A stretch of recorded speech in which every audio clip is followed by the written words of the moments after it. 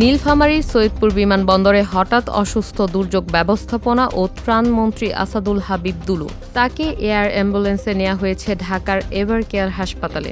আজ সকালে ঢাকা থেকে বিমানযোগে সৈয়দপুর বিমানবন্দরে পৌঁছানোর পরপরই তিনি অসুস্থতা অনুভব করেন। পরে তাকে দ্রুত সৈয়দপুর সেনানিবাসে সিএমএইচ হাসপাতালে নেওয়া হয়, যেখানে তাকে প্রাথমিক চিকিৎসা দেয়া হয়। দুপুর 12টা 40 মিনিটে বিষয়টি নিশ্চিত করেন সৈয়দপুর রাজনৈতিক জেলা বিএনপির সভাপতি অধ্যক্ষ আলহাজ আব্দুল গফুর সরকার।